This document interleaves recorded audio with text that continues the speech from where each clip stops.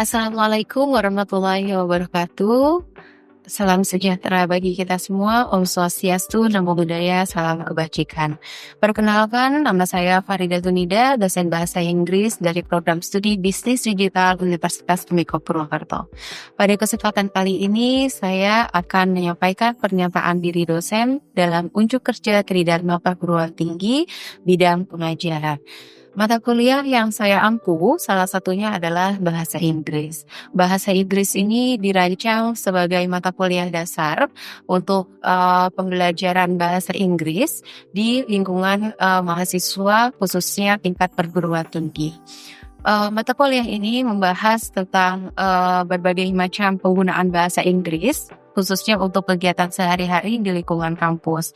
Baik itu meliputi tipe-tipe bahasa Inggris, penerjemahan, serta contoh-contoh ekspresi yang lazim digunakan dalam bentuk tulisan maupun tulisan. Pembahasannya diuraikan melalui materi-materi pembelajaran yang disusun, yaitu terdiri dari Introduction to the Types of English yang meliputi formal, semi-formal, dan juga informal. Kemudian Translation, Informal Speech, Formal Speech, Writing, Reading. Kemudian ada juga pembahasan mengenai Academic Presentation, Introduction to the Journal Article, Journal Article Reading, dan juga Quotation from the Journal Article. Setelah mengikuti mata kuliah bahasa Inggris, mahasiswa diharapkan mampu menjelaskan tipe-tipe bahasa Inggris, baik itu tipe yang formal, informal, maupun yang semi-formal, dan memproduksi tuturan untuk setiap tipe bahasa Inggris tersebut. Kemudian mampu menerapkan penggunaan bahasa Inggris, baik itu formal, semi-formal, maupun informal, yang sesuai dengan konteks tuturan, baik itu bentuknya lisan maupun tulisan. Dan yang terakhir adalah mampu menerjemahkan teks dengan mempertimbangkan keformalitasan bahasa yang digunakan. Pembelajaran dilaksanakan pada semester ganjil dengan bobot perkuliahan sebesar 2 SKS. Mata kuliah ini bersifat wajib dengan 16 kali pertemuan. Pertemuan tatap muka sebanyak 14 kali, kemudian UTS di pertemuan ke-8 dan juga UAS di pertemuan ke-16. Model pembelajaran yang diterapkan juga beragam, yaitu dimulai dari discovery learning, problem-based learning, hingga project-based learning. Penilaian dilakukan melalui tes dan juga non-tes, yang terdiri dari 15% kehadiran, 25% ujian tengah semester, 25% ujian tengah semester, dan juga 35% penugasan. Dan berikut salah satu ilustrasi dari pembelajaran yang dilaksanakan di dalam kelas. Yes. Okay, so hello everyone. Today we're going to talk about translation. Okay, so here is our second meeting actually. Ini adalah pertemuan kedua kita dan kita akan membahas tentang translation. So, do you think what is the meaning of translation? Menerjemahkan, betul. Nah, jadi apa yang akan kita pelajari hari ini? Kita lihat terlebih dahulu terkait dengan learning objectives atau tujuan dari pembelajaran kalian, gitu ya. Jadi setiap kali kita melakukan kegiatan pembelajaran, itu kita akan memiliki tujuan yang perlu kita capai, kayak gitu ya. And then here is the learning objectives of our material today. That is about students are able to translate various types of text using appropriate translation technique to transfer meaning and style from one language to another language, gitu ya. Nah, ini juga sebenarnya adalah definisi juga dari kegiatan atau activity of translation. Actually adalah to transfer the meaning and style from one language to another language. So this is become one objective, salah satu tujuan dari pembelajaran kita mengenai translation atau penerjemahan. Okay, so here is the question that actually will lead us to learn about translation today. Okay, so first thing first, we need to answer the question. What do you think about the answer for number 1? Tadi sudah dijawab sebenarnya. Translation is penerjemahan, ya. Tapi what are the things that we should translate? Apa yang harus kita terjemahkan? Penerjemahan itu kata bahasa satu ke bahasa lain. Menerjemahkan bahasa suku kata dari satu bahasa ke bahasa lainnya, betul. And then what else? We just don't translate about the text, but we have to translate the type too. The type, okay, type of text, okay, very good. And then what else? Ada dari katanya, tadi suku katanya, kemudian type of textnya. What else? Time, I guess. About the time, it deals with context, ya. Okay, what else? Okay, segitu cukup sebagai pemahaman awal kalian, gitu ya, as a warming up. And then for the second one, how do you translate them from English into another language? Gimana cara translate kalian? Good translate please. Okay, ya itu menjadi salah satu one of one of the way to help you ya, to make sure that the translation is correct or incorrect, ya. Okay, and then how about number 3? Tadi mungkin sudah sedikit jawab juga ya, dealing with the suku kata, kemudian tapi nanti akan kita lihat juga dealing with the meaning and also the styles. Nah, tadi meaning itu berkaitan dengan suku katanya, kalau styles itu tadi berkaitan dengan type of text kayak gitu ya. Nah, terus kemudian do you think all text should be translated literally in the same way? Apakah semua teks harus diterjemahkan secara literal?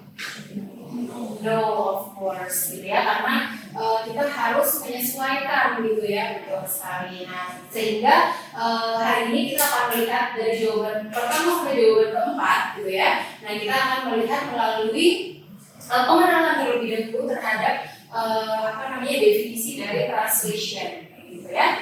Okay, so ada yang mau baca dealing with the definition of translation?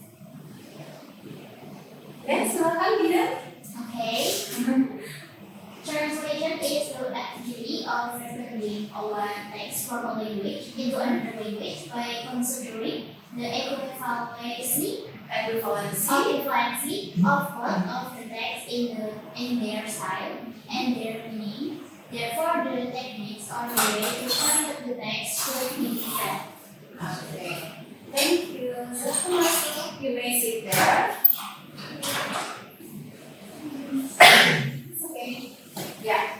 Nah, di sini translation actually the keywords lies on here, equivalency, and also this about the style and also about the meaning, kayak gitu ya. Jadi ini adalah 3 kata kunci yang harus kita ketahui gitu ya. Jadi nggak harus dibaca semuanya, kemudian ketika ada soal what is translation gitu ya, kalian baca sepanjang ini, of course you will not remember it all gitu ya. Tapi ketika kalian mengetahui the equivalency atau kesesuaiannya kayak gitu ya, dengan kesepadanannya antara stylenya, gayanya, dan juga meaningnya seperti itu. Nah, itu yang menjadi tolak ukur dari the activity of translation.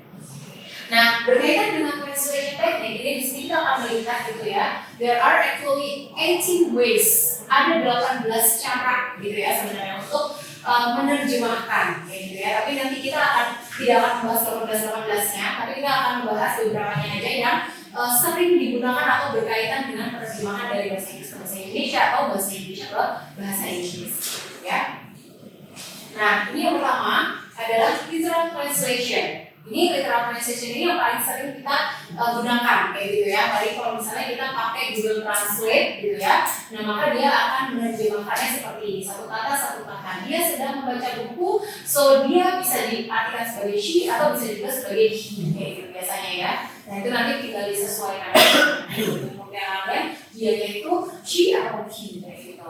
Terus kemudian ada juga bentuk transposition atau perubahan kayak gitu ya. Subjeknya dari jadiku menjadi aku kayak gitu ya. Nah ini mungkin dalam penerjemahan kalau kalian menggunakan Google Translate itu tidak akan diterjemahkan seperti ini kayak gitu ya. Jadiku akan diterjemahkan my finger kayak gitu ya, mungkin my finger is cutting kayak gitu ya. Biasanya kan seperti itu. Tapi ketika kita bisa mengoreksi kayak gitu ya, karena dalam bahasa Inggris itu beda mati itu ketika diikuti dengan bentuk kata kerja yang hidup kayak gitu ya, yang seolah-olah seperti personifikasi, maka dia sebenarnya harusnya switch menjadi subjeknya itu adalah benda hidup kayak gitu.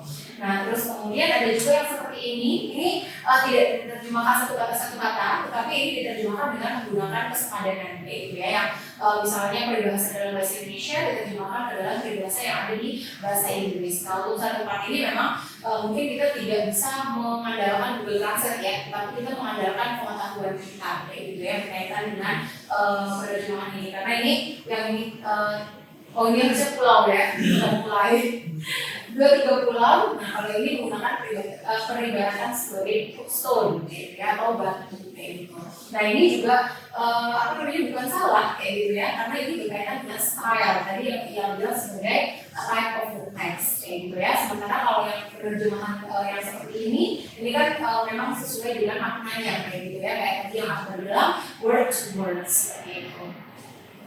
Nah, terus kemudian ada lagi, ini yang bagian dari lebih kompleksnya lagi, satu kata kayak gitu ya. Nah, ini ada yang suatu kata itu diterjemahkan tetapi mengalami pergeseran makna karena memang tidak ada suatu kata yang sepadan kayak gitu ya. Nah, seperti misalnya ini sepatu yang kalau diterjemahkan dalam bahasa Inggris itu bisa berbagai macam kayak gitu ya. Ada flat shoes, ada slipper kayak gitu ya. Nah, sementara ada juga yang dalam bahasa Indonesianya banyak, tapi ternyata di target language-nya dia cuma ada satu peribaratan aja kayak gitu ya. Padi, beras, dan nasi, semuanya diterjemahkan menjadi rice kayak gitu ya.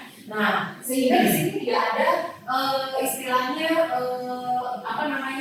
pengalihan makna dari tingkat kematangannya. Padi belum matang, beras mungkin setengah diolah kayak gitu ya, nasi sudah diolah siap makan kayak gitu. Tapi dalam bahasa Inggris mereka menyebutnya dengan rice. Nah, ini yang disebut dengan generalization kayak gitu ya. Terus kemudian ada juga adaptation di mana bakso diterjemahkan menjadi meatball. Sebenarnya kan ya mungkin bentuknya mirip, tetapi bisa jadi meatball yang dua negeri itu dia tidak menggunakan tepung atau aci seperti yang ada di Indonesia, tapi diadaptasi atau disamakan kayak gitu ya, istilahnya seperti itu dengan yang ada di Indonesia kayak gitu ya.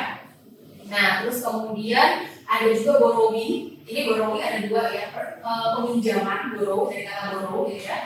Peminjaman itu ada yang pure dan juga ada yang naturalized kayak gitu ya, yang ternaturalisasikan gitu ya, atau diserap seperti itu. Ada yang diterjemahkan secara pure berarti dia tidak mengalami perubahan apapun, order menjadi order, karena keduanya juga sama-sama diterima dalam bahasa Indonesia kayak gitu ya. Sementara ada juga yang dari assessment diterjemahkan menjadi assessment seperti itu.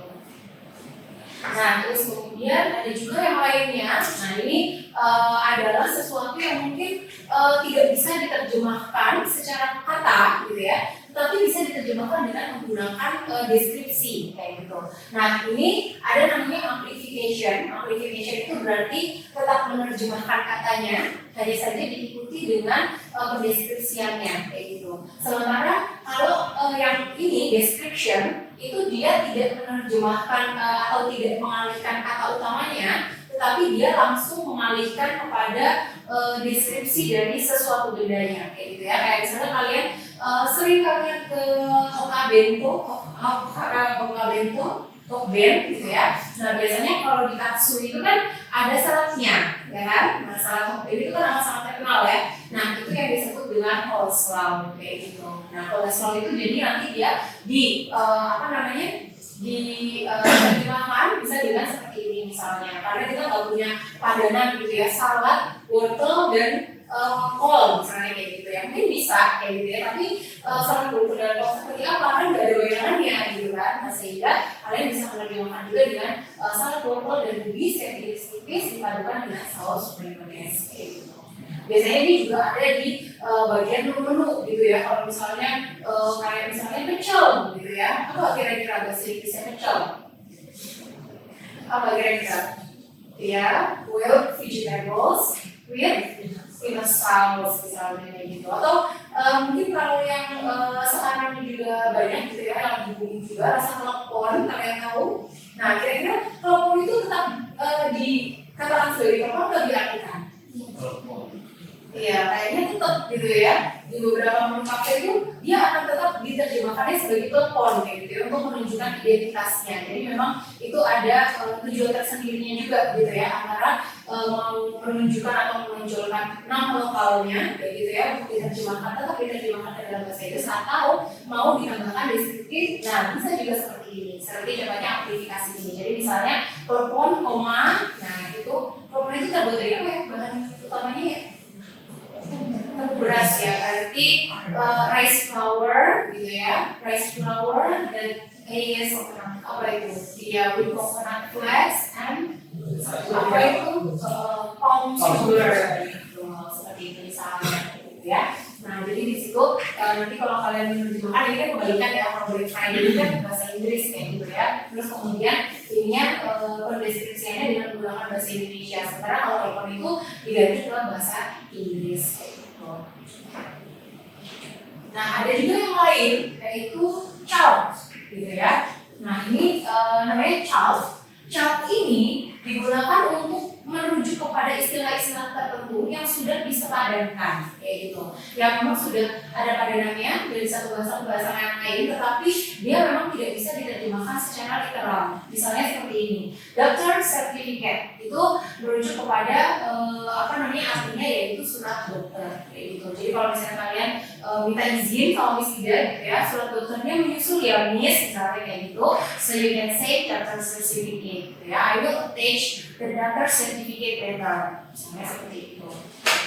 Terus kemudian ada juga yang berikutnya adalah discursive creation. Nah ini biasanya ada di judul-judul film kayak gitu ya, atau judul-judul novel yang memang dia tidak bisa diterjemahkan secara literal kayak gitu ya. Kadang-kadang misalnya meskipun ada juga yang diterjemahkan secara literal, tapi biasanya ada yang menyesuaikan dengan isi jalan ceritanya kayak gitu yang dimaksudkan. Misalnya seperti ini civil war itu diartikan sebagai perang saudara kayak gitu ya. Padahal di sini nggak ada kata saudaranya gitu ya. Padahal kalau misalnya ada misalnya kata saudara, apa ini saudara?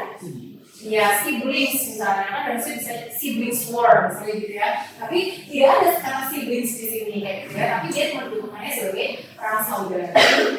Karena di sini saudara mungkin bukan saudara yang setali darah kayak gitu ya, tapi saudara sama manusia misalnya seperti itu, perang saudara.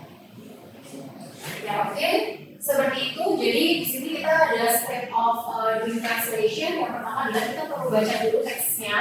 Baru setelah itu kita memahami dulu gitu ya, apa sih yang dimaksud sama teks ini kayak gitu, maunya apa sih dia kayak gitu ya. Terus kemudian baru kita find the equivalence, kemudian translate text, kemudian check the textuality, and finally we can get the final result. Tapi kalau misalnya kalian menggunakan mesin-mesin penerjemahan kayak gitu ya, maka kalian bisa langsung ke sini dan langsung ke sini final resultnya, tapi dicek terlebih dahulu gitu ya, karena biasanya ada mungkin yang karena tanda komanya itu tidak ada kayak gitu ya, jadi mesin translationnya mungkin membacanya itu berbeda kayak gitu ya dengan yang kalian maksudkan. Ini kenapa kita tidak bisa take it for granted about the result of translation in a machine translator kayak gitu ya. Terus kemudian, nah ini ada contohnya juga kayak gitu ya. Nah ini adalah contoh dari salah satu teks yang mungkin ini singkat banget gitu ya. Ini adalah salah satu menu yang mungkin ada di restoran, dan kita hanya perlu menerjemahkannya secara pemaknaan aja kayak gitu ya. Karena semuanya ini sudah ada pada ini dalam bahasa target atau bahasa tujuannya kayak gitu ya. Ini dari bahasa Inggris ke bahasa Indonesia, sehingga dari yang tadi step-stepnya kita tahu jawabannya kesepadanan antara sausage and roast tomato pasta is sosis dan asam lemak panggang kayak gitu. Ada pergantian atau perubahan struktur, tapi ini perubahannya adalah secara otomatis kayak gitu. Kalau kalian menerjemahkannya dengan menggunakan terjemahan manual, kalian terjemahin sendiri mungkin satu kata akan seperti ini. Tapi untuk cek kelazimannya kita harus mengubahnya kayak gitu ya, mengubah strukturnya kayak gitu ya, struktur dari frasanya.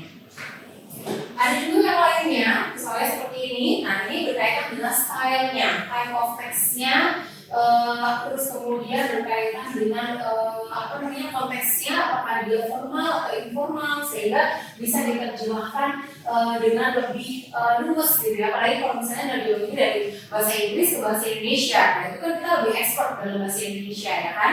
Jadi kita bisa mengganti kata menelpon dengan nelpon aja, tapi nggak pakai remote kayak gitu ya. Terus kemudian di sini ada kata ingin, dari artinya adalah wants.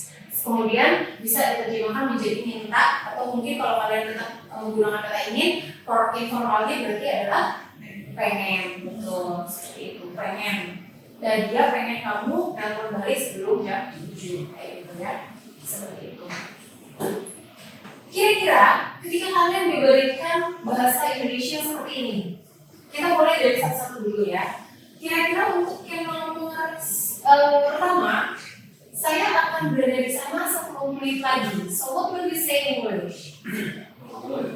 Arrive with 10 minutes. Okay, I will arrive within 10 minutes. Okay, very good. Nah, terus how about this one? 5 menit lagi sampai. Gimana kira-kira? You still remember about our meeting that talks about formal and informal English language? So how will you say 5 menit lagi sampai? Maknanya sama nggak kayak yang di atas? Sama. So tadi pertama itu diartinya sebagai I will arrive Within 10 minutes. within 10 minutes, okay. I will arrive in 10 minutes, boleh juga. Berarti yang perlu dirubah untuk menjadi 5 menit lagi sampai itu apa? Formal. Betul, formal dan informalnya. Berarti gimana untuk mengubahnya menjadi sedikit lebih informal?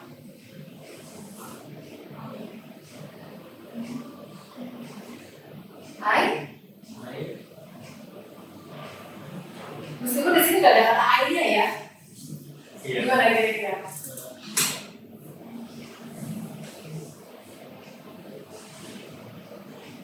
Gimana kira-kira? Anyone else?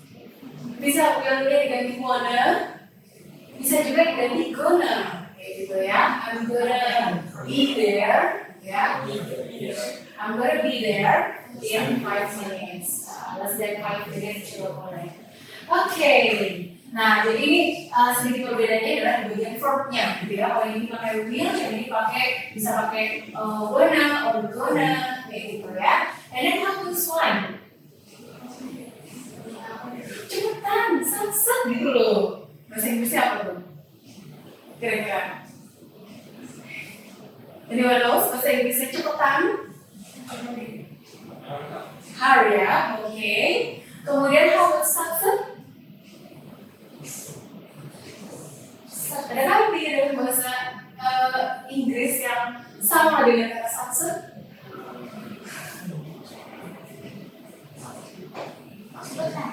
Satse tadi cepetan, satse. Apa tuh? Bisa pengulangan kata hurry, please hurry, kayak gitu ya. Atau hurry, bisa dengan pengulangan atau gimana? Bisa juga dengan apa lagi namanya? Faster bisa. Faster. Hurry up faster. Oke, bisa. What else? Bisa nggak dengan kata asap? Oh, iya. As possible. Oke, jangan takut ya kan?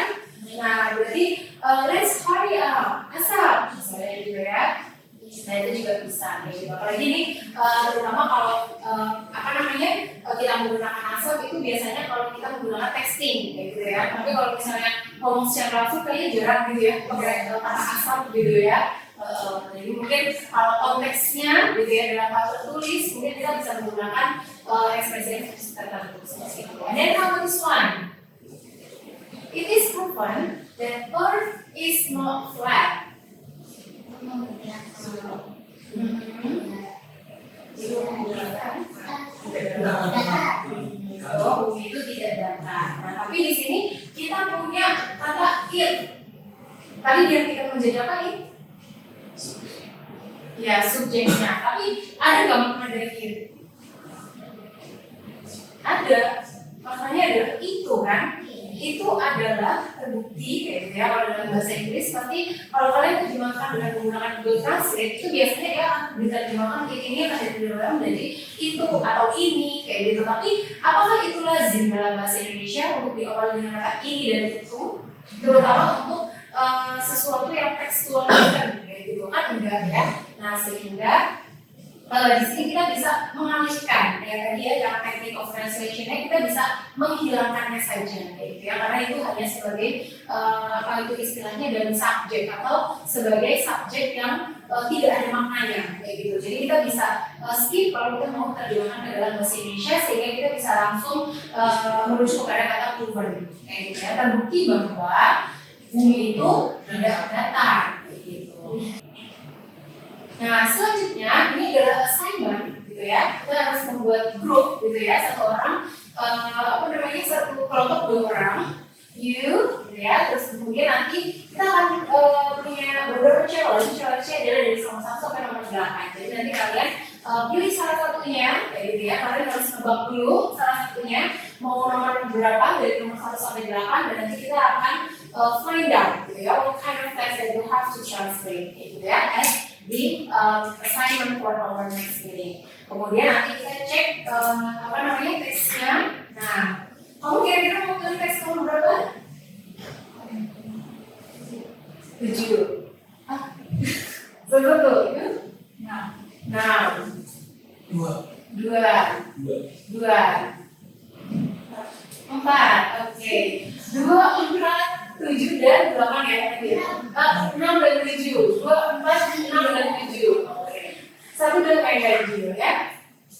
Oke, so for those who choose the number 1 and number 2, you sekalian you anak bar. Oke, you anak bar choose you, so you have to translate song from the English language into Indonesian language gitu ya. Jadi nanti ditulis di selembar kertas kayak gitu ya, bahasa Inggrisnya dulu, lirik bahasa Inggrisnya, setelah itu baru diterjemahkan lirik bahasa Indonesia kayak gitu ya.